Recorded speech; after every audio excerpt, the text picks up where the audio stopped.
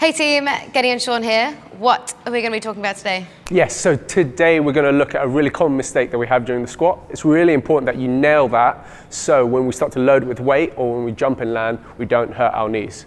So we're going to be concentrating around the knees during the squat. We're going to be looking at a mistake called knee valgus, or just your knees caving in. So Gede, give me some 10 out of 10 squats. Just keep going. All right, what we can see is her knees are bending in roughly the same direction as her toes, which is great. And also there's really little movement around her foot and ankle, which also is great. So Gede, now give me a couple bad squats with a bit of valgus, a bit of knee caving in. Straight away, her knees are caving in. It's putting real big pressure on the joints. So a little bit of knee cave when you're just squatting with body weight probably isn't too bad. But if you can't squat with good form during body weight, when you start to load it with weight, or when you start to jump and land, that's going to cause some issues and possibly some injuries down the line. So to correct this mistake, we're just going to kind of think a little bit about body awareness. So I'm going to tell Gede to screw her feet outwards away from each other and then put a bit more weight on the outside of her foot. And now do that, but try and squat with bad form. I can't.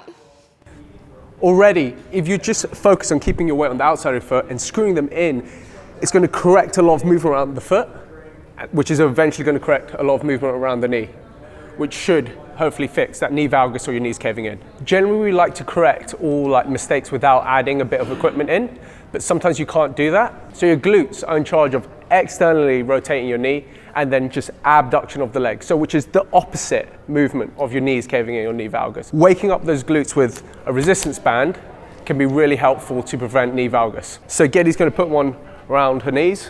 Where are you going to put them? Just below my knees. Perfect.